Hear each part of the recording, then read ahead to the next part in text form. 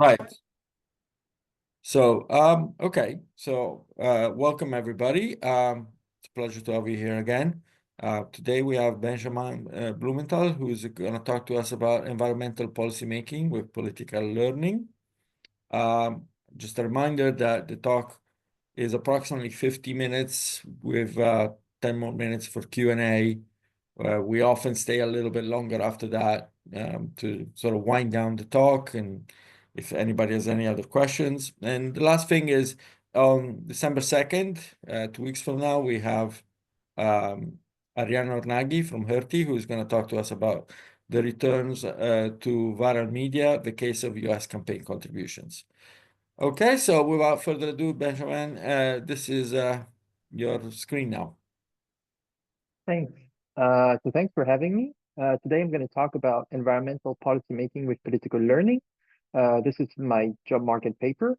And so the starting point of the paper is the fact that environmental policy making is needed these days to tackle a host of problems, including climate change, biodiversity loss, environmental degradation, or air pollution.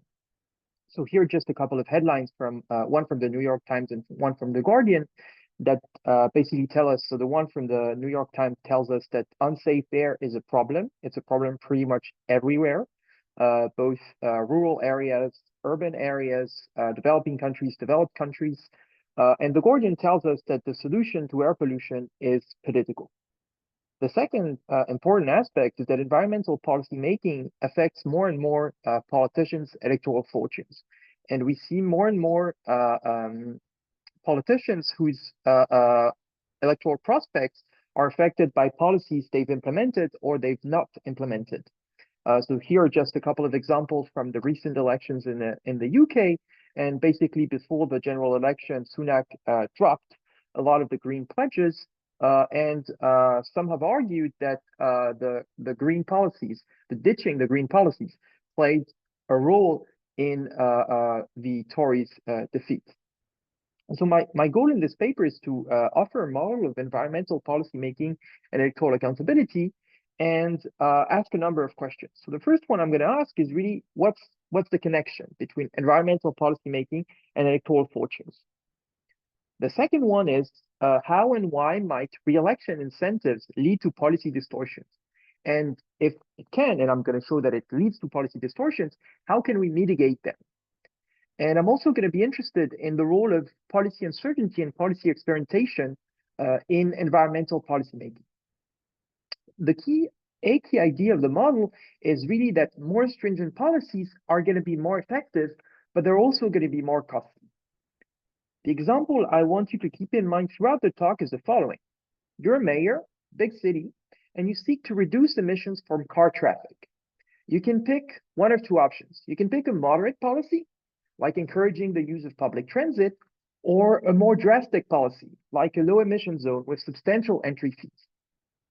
The model is going to feature uncertainty about policies and uncertainty about two things. First, there's going to be uncertainty about policies' effectiveness.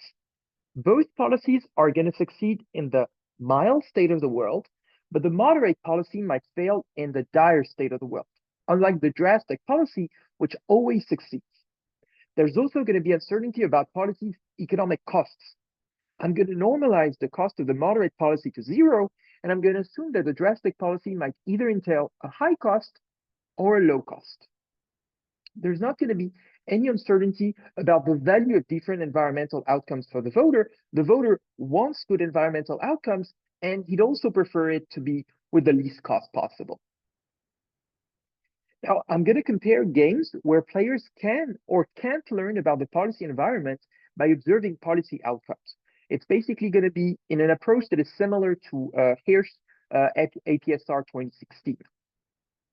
And I'm going to compare two cases. One is going to be a setup with an entrenched benevolent policymaker. So in the economic jargon, it's basically a benevolent dictator. And one is going to be a case with electoral accountability, in which you're going to have two differences with the previous case. First, you're going to have unobserved heterogeneity in politicians' preferences. And second, you're going to have an election between the two periods. What do I find? Without policy learning, what I find is that accountability does not induce policy distortions from a re-election seeking politician compared to a benevolent policymaker benchmark. The reason for that is that the voters' preferences over policies and politicians are fixed. And so the strategic politician in the first period is going to pander by picking the policy preferred ex ante by the voter. Things are going to be different with policy learning, and I'm going to show why and when accountability might induce policy distortions. The crucial insight there is that the voters' second period policy preferences over policies and over politicians are going to depend on first period policy outcomes. And the politicians' desire to appear likely to implement the voters' preferred policy prior to the election can stifle the implementation of the ex ante optimal environmental policy. These are basically the model's results, and then I turn to the implications of these results for two main topics. The first one is environmental policy making, and there, a lot of the previous work on inefficient environmental policy making has relied on explanations like conflicting voter preferences, free riding incentives, time inconsistency, lobbying. Here, this is not what's happening. What's happening is a fundamental problem of over-accountability. What do I mean by over-accountability? I mean it in the sense of Gerson and Stephenson. It's a case in which even a fully rational but imperfectly informed voter will reward bad actions from the politician rather than good action by the politician. And this over-accountability can yield either overreaction, think of overly stringent congestion pricing, or underreaction, think about like lax emission standards. What kind of policy remedies can we bring to this inefficient policy making? Well, the solutions are going to be different from the solutions that are prescribed in the cases of these explanations here. And two main things can be proposed. The first one is learning for others.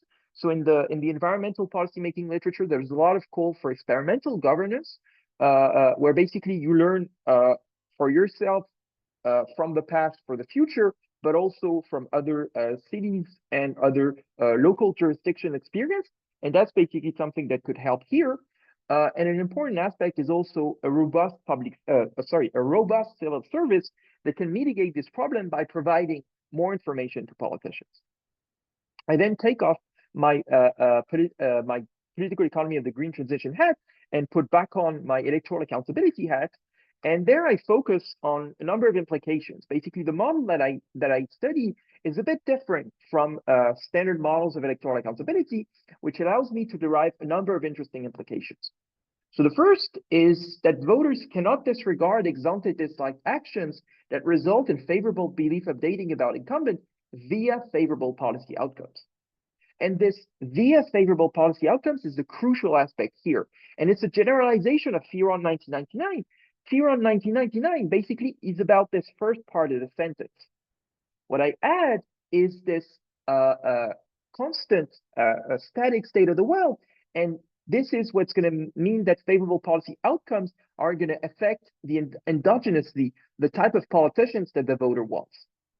Now, this also allows me to study inefficient policy persistence. And the key idea here is that office holders are not reelected following favorable policy outcomes because they are rewarded for these favorable policy outcomes, but because it is a signal that they are likely to implement the same policy in the future.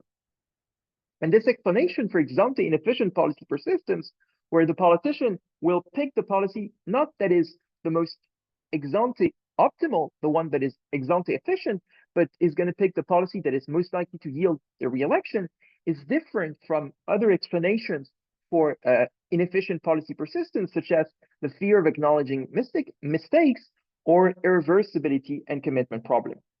Lastly, I talked a bit about transparency and electoral accountability, and the important thing here is that when there's a persistent state of the world, transparency about outcome can affect the voters' re-election standard. Basically, it's going to be endogenous. The kind of politician that the voter wants for the future is endogenous to the policy outcomes in the first period. And this means that this can affect the incentives of politicians to select different actions. What's nice here is that even without policy-specific private information, which is a key focus of this literature on transparency and electoral accountability, transparency about outcomes can affect behavior and welfare. That's it for the overview. Now let me jump into the model. So the model Benjamin, is, can I ask yeah. a question?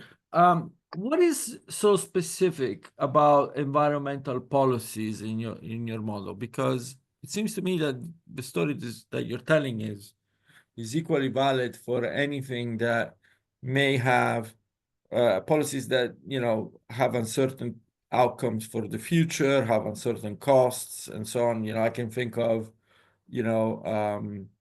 many examples: pensions, uh, you know, uh, foreign policy, things like that. So, is there something about environmental policies that have a particular characteristic that makes them So here? there are a number of things that I'm trying to capture. So I go back to this at the end of the talk, but basically, this mechanism that I'm highlighting could be seen in other policy areas. The way I structure the model, I think, fits quite well with environmental policy making because you have this stringency aspect and this cost uncertainty, which is, I think, a crucial aspect of environmental policy making. And I think that another aspect that is important in environmental policymaking is this policy experimentation. I think that in many, say, economic policymaking contexts, like pension or this kind of things, there's a much clearer understanding of what kind of consequences various policy options have for voters. With the case of environmental policymaking, it's a bit different because we have much less experience about that, and so we have more uncertainty. Okay. Okay. So let me introduce the model. So the model is basically there's going to be an ex ante unknown persistent state of the world that's either going to be dire or mild, and the ex ante probability that the state is dire is going to be equal to z. In each period, there are two periods to the game. A benevolent policymaker is going to select some policy xt that is either going to be the drastic policy or the moderate policy. And these policies might either yield a success, yt is equal to 1, or failure, yt is equal to 0. The drastic policy is always going to yield a success, while the moderate policy is always going to yield a success in the mild state of the world, but is only going to yield a success with some probability q in the dire state of the world. The moderate policy, as I said, is going to be costless, and the drastic policy is going to have some ex ante unknown constant cost c, and c is going to be independent from the state of the world, and it's going to be either high or low, with a probability that it is high, so c upper bar, equal to pi. So let's step back and let's think about what kind of settings this can correspond to. So first, there's uncertainty about the policy environment. So this fits better to the problem of air pollution today than to acidic rain or the ozone layer, which were problems that were very uncertain in the 80s, in the 90s, but for which we have a better grasp of which policy options there are, and what kind of consequences these policy options have. Another important aspect of this model is that we're talking about local efforts and local consequences, right? The costs are borne locally and the benefits are borne locally. And so this fits better to air pollution and environmental degradation than saying to, again, the ozone layer, which is really a global problem.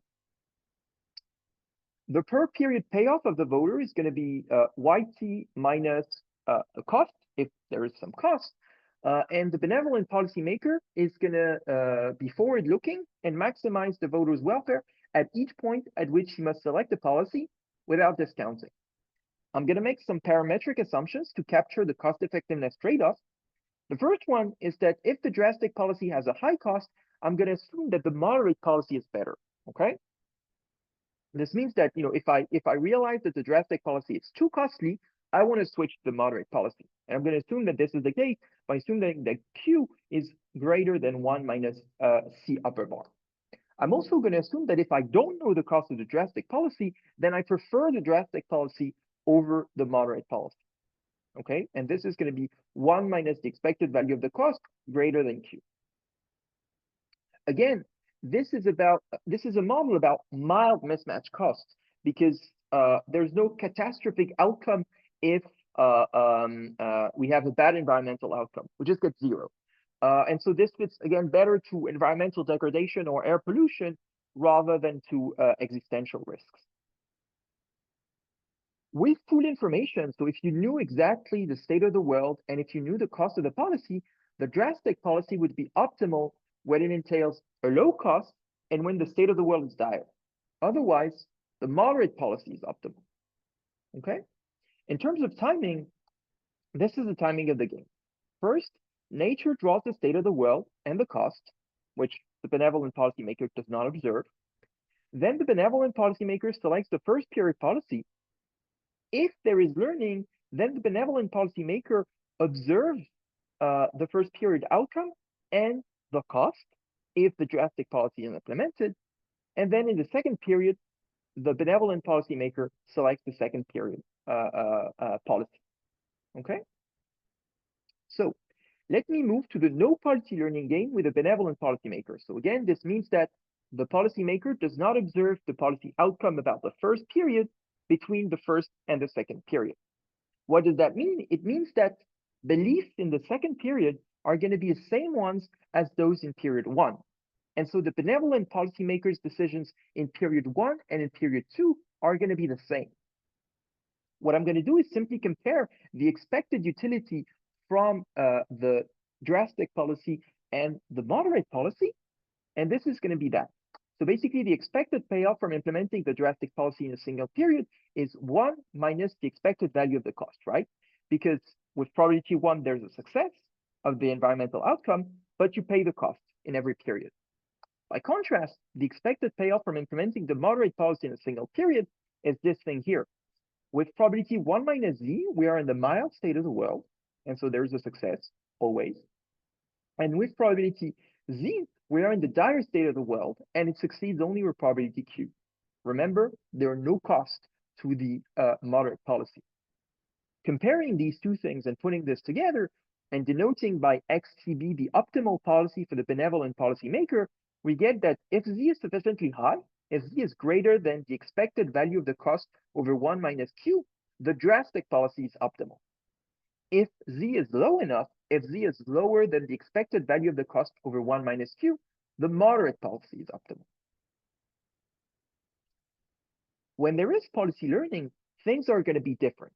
Why is that? It is because beliefs in period 2 are not going to be the same as those in period 1.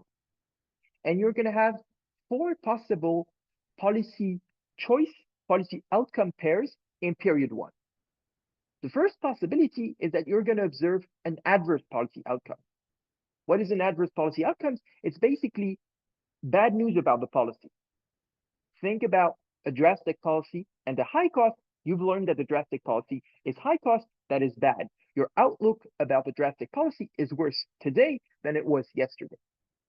Similarly, if you've learned that the moderate policy has failed, then you've learned that the state of the world is dire. And so you've learned some bad news about the moderate policy because it's only going to be successful with probability Q. The other possibility is to have favorable policy outcomes. Favorable policy outcomes are, basically symmetric. They're good news about the policy. Think about a drastic policy and the low cost or a moderate policy and a success. This makes you update favorably about the prospect of implementing either the drastic policy or the moderate policy. Now, equipped with this, we can think about how does the second period, how does the benevolent policymaker in the second period react to observing these different things? So if there's an adverse policy outcome, then there's going to be policy reversal in the second period. Why is that? Well, suppose first that there's an adverse outcome of the drastic policy. So basically, you know that the drastic policy causes a high cost. Since Q is greater than 1 minus C upper bar, this is basically the parametric assumption I made at the beginning, the moderate policy is better than the drastic policy, even in the dire state of the world. And so you want to switch to the different policy. If you have an adverse policy outcome of the moderate policy, then because we assume that 1 minus the expected value of the cost is greater than Q, the drastic policy is then better than the moderate policy in the dire state of the world. When we have a favorable outcome, there might either be policy persistence or policy reversal. So things are a bit different. Why is that? Well, let's first consider the case of a drastic policy. So we've observed that the drastic policy has, so basically there's a favorable outcome to the drastic policy, so it has caused a low cost. So we know that it will cause a low cost if we continue with it. But the problem is that suppose that the dire state of the world is extremely unlikely to occur. If it's extremely unlikely to occur, then there's no point in paying this cost, whereas we could implement the moderate policy and still have success with a decent probability. This means basically that it's only if Z is greater than the upper bar that following a favorable policy outcome of the drastic policy, we're going to want to have policy persistence. Otherwise, we want to have policy reversal. The same goes for the case of a moderate policy. If you've learned that the moderate policy has succeeded, then you update favorably on your belief that the state of the world is mild. Can I ask a question Yes. here? Let's look at the third bullet point. So you have a favorable outcome following a drastic policy, right? So Yeah. that means that you discovered that the cost was in fact low. Yeah. So the question is, why would you ever even choose a drastic policy at time one, given that the cost is either going to be low or high, and what's being revealed is the best of those two outcomes for that policy? So why would you even start experimenting? So is there some form of experimentation here? Is there a value to learning Yes. in Yes. your So that's model about the policy? Because otherwise you don't want to even start with this drastic policy, right? yes. Your beliefs So are the still more pessimistic. so basically, if Z is lower than this Z upper bar, you're not going to want to implement the strict policy. There's no experimental value in implementing it, and I'm going to get to that in just the next slide. Okay. And so basically, the moderate policy is better than the drastic policy only if the state of the world is sufficiently unlikely to be dire. Here it's because there's this we've learned that the state of that it's costless, but if we've learned that the state of the world is more likely to be dire than less likely to be dire than before, but there's still a probability that it's going to be dire, and so this is the case in which the moderate policy is going to be better than the drastic one. Now let me move to the decision of the the benevolent policymaker in the first period. Okay, and this is going to answer your question. So if Z is greater than the upper bar, then even a favorable outcome of the moderate policy is not going to lead to the moderate policy being optimal in the second period. Okay, and so this means that basically the optimal policy is going to be to implement the drastic policy in the first period when Z is sufficiently high. If Z is sufficiently low, is lower than Z lower bar, then even a favorable outcome of the drastic policy is not going to lead to the drastic policy being optimal in the second period. And so the optimal policy is going to be to implement the moderate policy in the first period. By contrast, when Z is in this intermediate region, when it's between Z lower bar and Z upper bar, a favorable policy outcome is going to lead to policy persistence, and an adverse policy outcome is going to lead to policy reversal. So basically, in this intermediate region, there is value to policy experimentation. And we can write the benevolent policymakers' expected payoff from the two things. So this is basically the first period. It's the same as before. And this is the case of policy persistence, and this is the case of policy reversal. And likewise here, policy reversal and policy persistence. And putting all this together, basically comparing these two elements, what I get is that there's some threshold, Z tilde, that is strictly between Z lower bar and Z upper bar, and that is also generically different from the expected value of the cost over 1 minus Q, such that if Z is high enough, the drastic policy is optimal, and if Z is low enough, then the moderate policy is optimal. Okay, and basically this just puts it in a proposition form. Okay, so now what I'm going to do is that I'm going to move to the electoral accountability model. And the electoral accountability model is going to feature two important differences. First, there is going to be an election between the two periods during which the voter is either going to re-elect the incumbent or elect the challenger. Second, politicians are going to have privately known types, and they can be either green, in which case they only care about the environment, they're always going to pick the drastic policy. They can be captured, in which case they only care about the economy, they're always going to implement the moderate policy, or they can be strategic, in which case they're going to have lexicographic preferences with re-election first and voter welfare second. Politicians are going to be drawn from the same pool with some prior probability of being captured kappa, of being green gamma, and of being strategic 1 minus kappa minus gamma. I'm going to denote by tau politicians' types, and let's take a moment to just think about what this means. Here, there is uncertainty about politicians' preferences. So this is not a good model, for instance, for recent national US politics or green parties, in which case, it's very clear where politicians stand on the environment. It fits better to say mainstream parties in Europe or local politics, mayors, governors, for which it's relatively unclear where exactly they stand on environmental issues. Now, an entrenched strategic politician, so basically a strategic politician that would not have to stand for re-election, would behave like an entrenched benevolent policymaker. And so what I'm going to be able to focus on is really how re-election concerns distort the behavior of an entrenched, of a non-entrenched strategic politician. In terms of, there's a question in the chat. How does this model fit with bipartisan political system?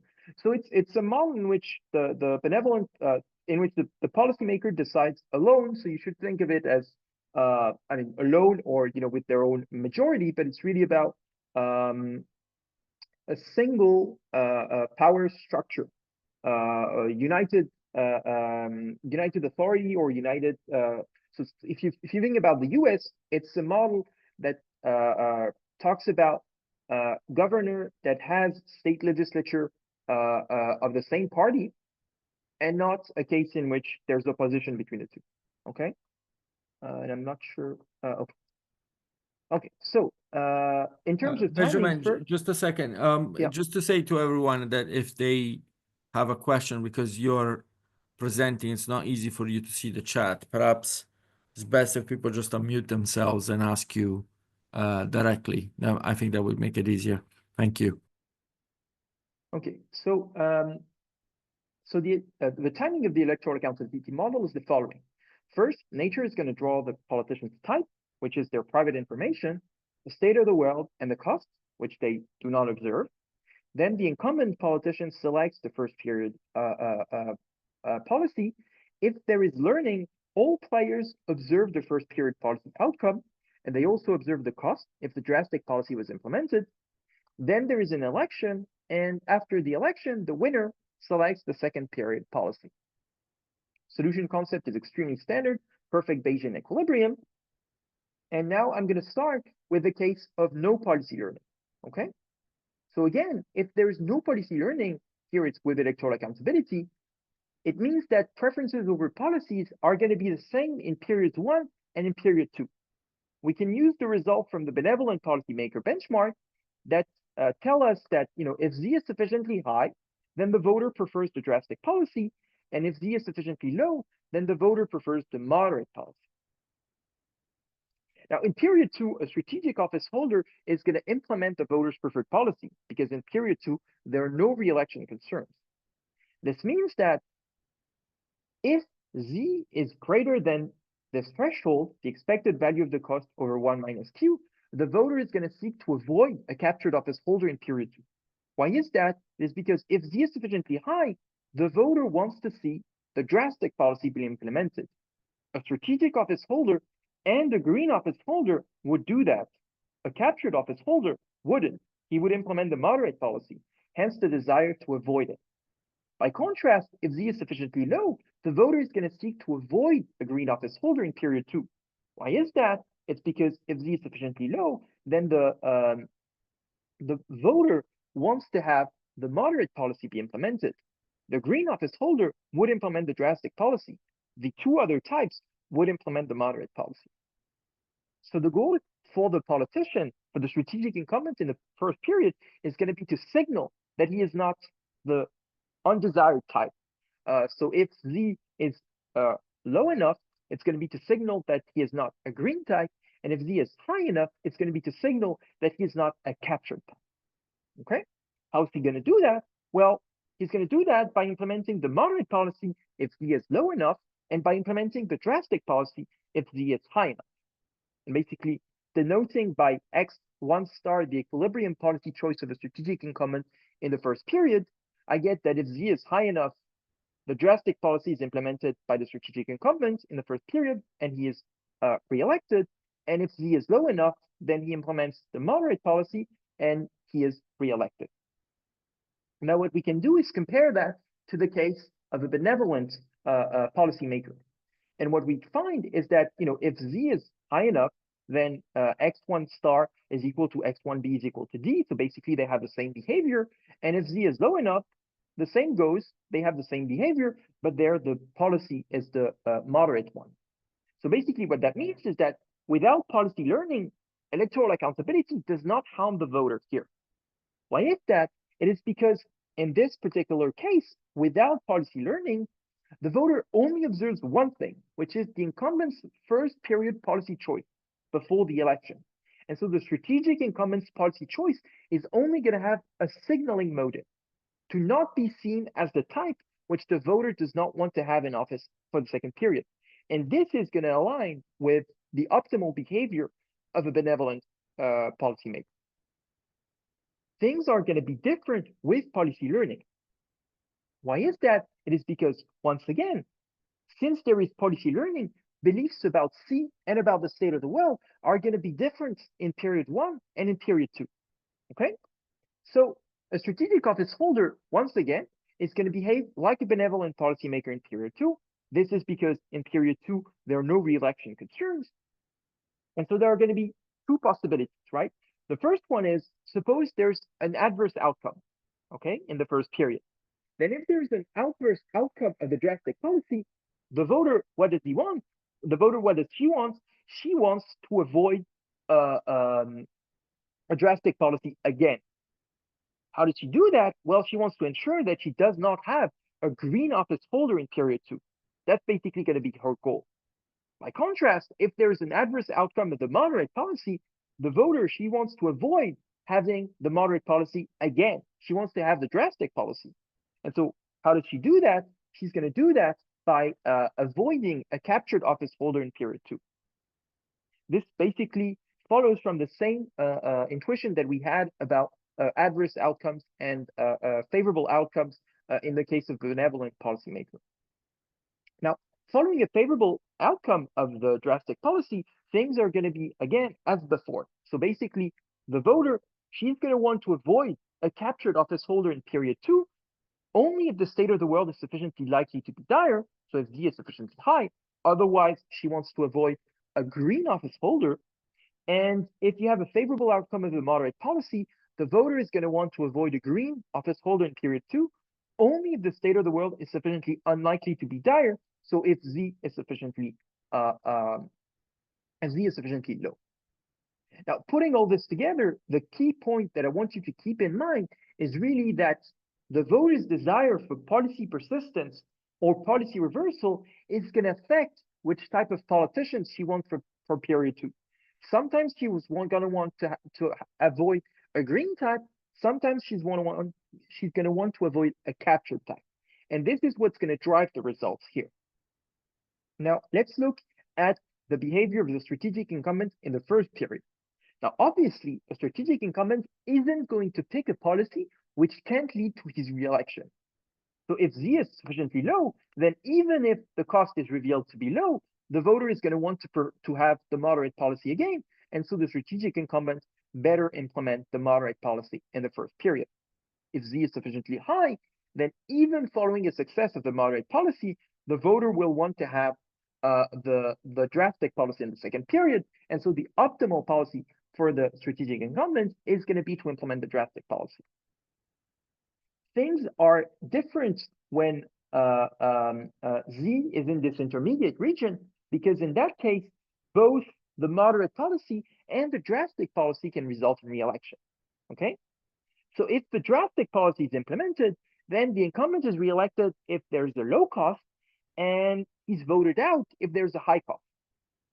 So the strategic incumbent is re-elected with some probability 1 minus pi, which is the probability of a low cost if he implements the drastic policy. By contrast, if he implements the moderate policy, he's re-elected if there's a success and voted out if there's a failure. Okay, and so strategic incumbent is re-elected with probability Z times Q plus 1 minus Z. And comparing these two things, okay, these probability here and this probability here, and putting all this together, we get proposition 5 that tells us that, if Z is in this intermediate region and Z is sufficiently low, then the moderate policy is optimal. And if Z is in this intermediate region and Z is sufficiently high, then the drastic policy is optimal. Okay? Now, what we can do is compare once again this proposition 5 to the results that we had of the policy learning gain with a benevolent policymaker. Okay? And this is what corollary 2 does.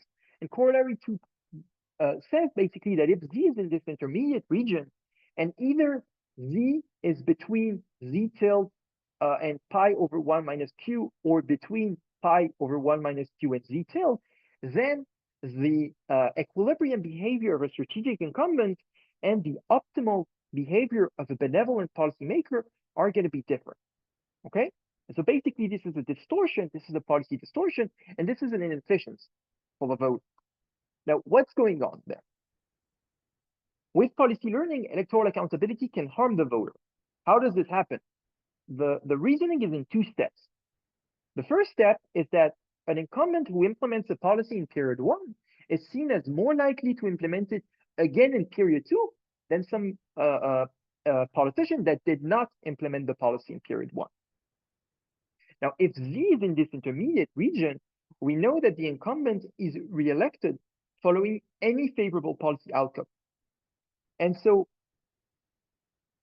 a strategic incumbent in this intermediate region is going to pick the policy which is the most likely to yield a favorable policy outcome, and this policy is not necessarily the socially optimal one. And this is the crucial tension that I highlight in this paper. Okay? So that's it for the formal results. Now I'm going to move to the discussion section, and I'm first going to start by talking about inefficient environmental policymaking. And what does this model tells us about inefficient environmental policymaking, and what's fundamentally new compared to the previous literature? So as I said before, previous work on inefficient environmental policymaking has emphasized the role of conflicting voter preferences, distributive concerns, free riding incentives, both at the local level and at the global level, but also timing consistency or lobbying. Here, I focus on 2 different characteristics of environmental policymaking. The first one is policy uncertainty. As I said earlier to the question of Francesco, compared to other policy areas, policy options consequences are less clear ex ante in the case of environmental policymaking. And so this has led to calls for more experimentalist governance in the literature on environmental policymaking. The second important aspect of environmental policymaking is the importance of voters learning both about policies, okay, so in this experimentalist governance framework, but also about which politicians they want in office and which policies they want to see implemented. So there's a lot of empirical work. So for instance, this is an HAPS paper by Stokes. It is very nice. This is an APSR paper about how voters basically following environmental policies change their electoral behavior. And so this is an important aspect of environmental policymaking that I capture here in the model. Okay. Now, the combination here of the strategic incumbents incentive to be seen as a desirable electoral prospect the voter's optimal re-election decision, and incomplete information, these are the three elements that put together can lead to an efficient environmental policy making. Now, an efficient environmental policy making in my model can take the form either of underreaction, so it could be an explanation for when politicians have done too little in response to voters concerned about environmental issues. Think about not implementing more stringent traffic restrictions to prevent costs to voters/drivers, or overreaction, an explanation for when politicians have done too much in response to voters' concerns about the environment by implementing drastic congestion charges despite the cost it can impose on voters/drivers. And so, particularly, I think, enlightening example that we can think about is the case of the ultra-low emission zone in London. So basically, in the early 2000s, congestion pricing and a low emission zone were introduced to reduce emission in London. And so they succeeded in reducing emissions somewhat, but not enough. And so in 2015, then incumbent Conservative mayor, Boris Johnson, decided to say, okay, we're going to do the ultra low emission zone, but in fact, we're going to wait till 2020. So what my model suggests is that part of the explanation for why he did that was that he was banking on the fact that it's not going to be too much of a problem for the voter, and there's a risk that the ultra low emission zone is going to impose too high cost on the voter, and they're going to punish him at the electoral booth. So in the 2016 mayoral election, didn't stand for re-election. The Conservative candidate lost against the Labour candidate, who then introduced the ULEZ scheme and strengthened it in early 2019, and subsequently extended it in 2021 and 2023. Now, the Labour mayor won re-election in 2021 and 2024, but the Conservatives managed in a by-election to keep the Uxbridge and South Rushden constituency, which was Boris Johnson constituency, partly because of huge backlash against the ULEZ scheme. And so basically, what my model suggests is that part of the message that the voters wanted to show to the Labour was their opposition to the ULEZ scheme by selecting some politician that was likely to fight against the further expansion and the further strengthening of the ULEZ scheme. Now, partly based on this election result, the Conservative government decided to backtrack on their environmental pledges and policies at the national level, which some have suggested contributed to their defeat in the 2024 general election. Now, don't get me wrong, it would be silly to argue that this is the one reason the Tories lost in 2024. What I'm suggesting is that this played a role in deciding voters to vote in favor of other alternative parties rather than voting for the Tories. Okay? Now, what kind of solutions can we bring to this inefficient environmental policy making? Well, standard solutions to the explanations that I've mentioned earlier are transfers between groups of winners and losers, or reducing the powers of special interests. Here, this cannot work because there's a single representative voter, and this is not the problem. It's an information problem, and so the solution is to equip politicians with better information about the consequences of the policies they might implement.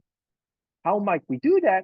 Well, two options. The first one is ensure that they can rely on a well-organized and competent bureaucracy and well-funded research staff. Of course, this might lead to other agency problems, but that's a solution. And the other solution is to learn from the experience of other jurisdictions.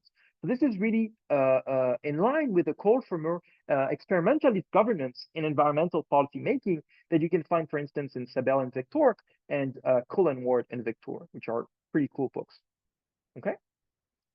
Now I'm taking off my environmental policy making hat, and I'm putting my electoral accountability hat back on. And what I want to focus on is three features of the model that I have that are usually not combined in one model. So there are three of them, okay? The first one is pretty standard in electoral accountability models, at least in the 90s. You learn about politicians for policy choices, okay? So this is the case, for instance, in Code and Morris. It's the case in the classical pandering paper, these two classical pandering papers.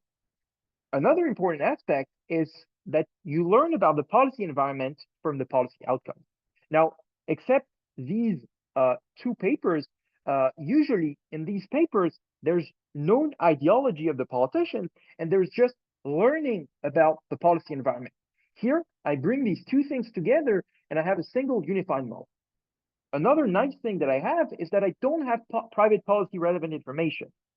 You could have private policy relevant information, provided that there's not too much uncertainty, that there's still, enough uncertainty after the policy relevant information.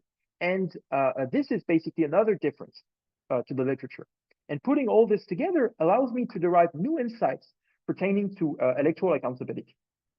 The first is that, in most electoral accountability models, voters use policy choices and outcomes to form beliefs about the incumbent, which they then compare to their beliefs about the challenger. In perhaps the most important paper in the last 30 years about electoral accountability, Theron says, voters cannot disregard ex ante dislike action that results in favorable belief updating about incumbent. Here, the favorable belief updating occurs not only about politicians' preferences, but also about what kind of politicians the voter wants. And so this is a generalization of the Theron critique, which is basically we still get that voters can disregard ex ante dislike action that results in favorable belief updating about incumbents, but the mechanism is via favorable policy outcomes. There's also a novel theory of policy persistence here, of inefficient policy persistence, and this results from the fact that an incumbent is reelected following a favorable policy outcome, not as a reward, but because the voter wants policy persistence, and having implemented that policy previously, is seen as more likely to implement it again. This means that policy persistence might be interim optimal for the voter, despite the fact that the policy chosen in the first period was ex ante suboptimal. So instead of doing the right policy right away and then continuing in that direction, then the politician takes the wrong policy, but then this policy is revealed to be not so bad, and so the politician and the voter wants him to continue. But optimally, ex ante, it would have been better to select the other policy. Okay, so this is a novel mechanism to explain ex ante inefficient policy persistence. Now, finally, I'm just going to mention a bit about the literature on transparency. And so this literature on transparency and accountability relationships has focused a lot on how observing policy outcomes and or policy choices can affect behaviors and outcomes. And a key focus of this literature has been on the incentives of politicians to follow or to go against their policy relevant private information. Here, there's no such private information. The tension lies in the opposition that could be between selecting the voter's ex ante preferred policy and appearing as a politician likely to implement the voter's preferred policy after she observes policy outcomes. Okay? And so, with some persistence in the state of the world, observing the policy consequences can affect which policies voters want and which politicians, they see as desirable, which in turn affects politicians' incentive to select different action. Okay. Now, let me conclude. So first, very briefly in terms of the literature, of course, it relates to the literature on the political economy of the green transition. And my contribution there is to combine electoral accountability and policy experimentation to show how politicians' re-election concerns can lead to inefficient environmental policy making. I also contribute to the literature on policy experimentation. And there my contribution is to show how policy experimentation interacts with signaling concerns, possibly leading to political inefficiencies. And I also contribute to the literature on electoral accountability and transparency. And my contribution there is to show that when policy choices signal policy preferences and provide information about policy's appropriateness, then transparency of outcome can distort politicians' behavior. Summing up, what I've done in this paper is offer an electoral accountability model of environmental policy making in which voters learn about politicians' preferences from policy choices and policy's appropriateness from policy outcomes. The key insight is the following: re-election seeking politicians might select the policy most likely to be seen as optimal before the election rather than the ex ante optimal one. Now, as suggested by Francesco earlier, this mechanism can be applied to non-environmental policymaking, but here it's applied to environmental policymaking. Some of the assumptions that are embedded in the model could be loosened in future work. Two important thing is the first one is this short-term policies versus long-term policies. So here we have short-term policies that have short-term consequences. What if we had long-term policies? Second option is to consider economic actors that can adapt when faced with a changed regulatory environment. So C was assumed to be constant and fixed, but you could assume that firms adapt to that, and citizens might also adapt to that. And this is part of my research agenda for the future because, as I said, I'm on the market, but this paper is part of my broader research agenda on the political economy of the green transition. I think it's a particularly exciting area and a fairly relevant research area. And that's it. I hope I was clear, and I'm looking forward to your questions. Okay, Benjamin, thank you very much. Exactly on time. Does anybody have any questions? Just unmute yourselves and please go ahead. I have if possible, a technical sort of question, because this is a two-period model, effectively. Yeah. Have you thought about a Markov infinitely repeated type of environment, so that So there are two problems with moving to an infinite horizon. So I suspect that in some version of an infinite horizon, you'd get similar results. But the problem is twofold. First, there's this stickiness in the environment that matters. And I think that especially in a warming world, the consequences of, say, thinking about air pollution are going to be worse. Okay. And so this is going to affect these incentives. And I think that, moving to an infinite horizon would not allow me to capture these particular features. The second thing is that, especially in, the very long run, you're expecting technology to change, and you're expecting the policy options to be, fairly different today than in 25 years. And so I'm not exactly sure how to introduce this in an infinite horizon model. But I think that these features would be preserved in an infinite horizon in which, there'd be at least some myopia or some element of stickiness in the policy instrument that are available to the politicians. But I just don't see how this would exactly fit with what we've observed in the past and what we're forecasting for the future of environmental policymaking. So just to finish off this, I also had that, not a problem, but question, about long-term thing, because as soon as, so at least in my intuition, when we talk about electoral accountability, this is, a moderately short-term problem. So it's from election to election. So, it doesn't make sense to talk about electoral accountability taking into account the actions of politicians 2 periods ago.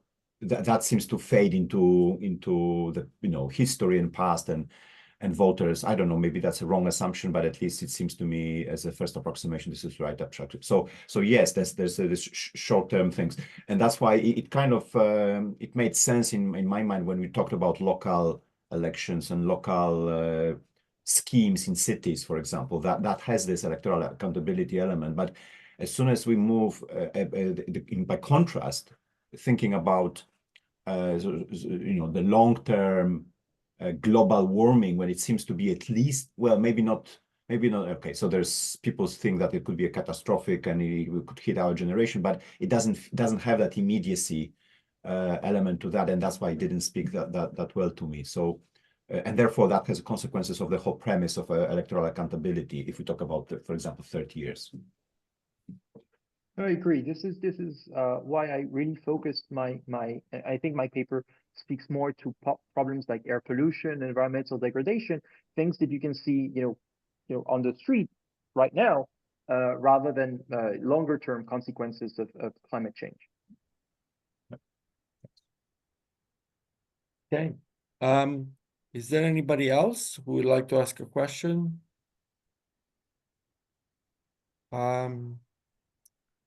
Okay, if there's nobody else, unmute yourselves, because I don't know whether I have a question or a comment, but probably more.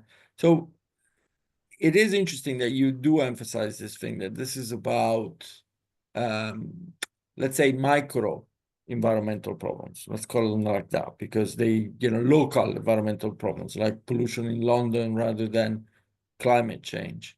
So the question becomes immediately, are we going to have to use a radically different idea to explain reluctance to act on the bigger issue? Is it just simply a free riding problem?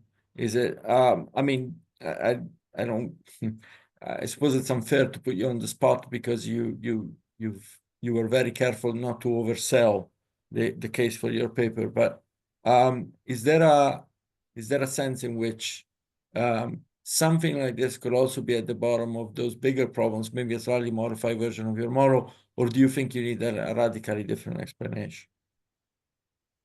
So I think that two things. I think that what fits particularly well with local problems is that there are local consequences to the policy and local costs. And I think that in the case of global warming, costs are well, often local, but consequences are global. So one way in which you could think of the model and apply it to a global, say, climate change and global warming is the following. Think that you're a politician and you're a voter, and the politician and the voter, they all agree that they want to see some emission reduction. They want to see some decrease in the emissions. They're happy when there's a decrease. They're unhappy when there's a decrease. But the voter, again, cares about the costs. In that case, you could think of this model as explaining at least part of the reluctance of implementing some more radical action on the climate front. And here the explanation is that, well, the politicians are afraid of the costs because they're afraid that the voters are going to see the cost and they're going to think, oh, this politician is a green crazy type. He's going to continue in the future. Then I better, vote for the other guy because the other guy might be reasonable type. So that's, I don't know if that answers your question, but I think that in these issues in which you're thinking about, really global problems, looking at the local level is always interesting, but the global level also matters. And so I was wondering whether, I mean, maybe this is so obvious that it doesn't require formalization, but I'm thinking that the climate change is about the same problem that you have, but it's just that the costs are borne by each individual unit. Whereas I was talking about free riding before, the benefit is global, right? So there's under supply of climate change policy simply because the costs are visible and paid by every single one, but I'm worried that you're not gonna do your thing. And so anticipating that, I'm just naturally going to be voting against emission reductions policies and things like that. Perhaps that's just sometimes the simplest explanation is the correct one. Maybe that's the way it works. Max, you were about to say something? Yeah. I mean, I'm now thinking or reflecting. I don't think there is, just by the fact that there's global versus local, what's the difference between the two really? I mean, this is still an externality. Like in the city, you have externalities of one citizen of the other. Likewise, in the global world, okay, the mechanism is slightly different because we don't have a global government who is elected. But there is some kind of indirect method in which governments are elected and then combined together in some kind of global arena and then negotiate like they would in the parliament or something like that. So in the metaphorical sense, there is no difference between the two. The difference that it seems to me is that the time period of reaction is much longer for the global issues. That's the only difference, and therefore the electoral accountability element is lowered. So if I'm a government or a politician, by the time the world is going to react to a revelation of information, is going to be 15 years, because we'll have several rounds of elections in different countries. Then we'll have some kind of summits, several summits. And by the time it's going to hit me back, so a period in global affairs is just longer.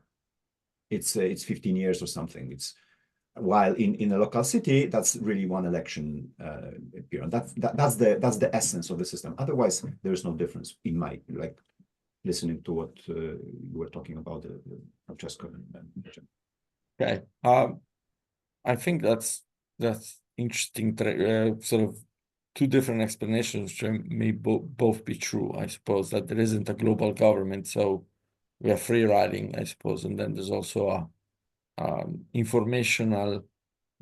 We might not be. We don't live in Bangladesh, so we don't really internalize fully the cost of, and we don't see exactly the effect of global warming in the places where it's most damaging. So anyway, time has now run out for the formal part of the talk.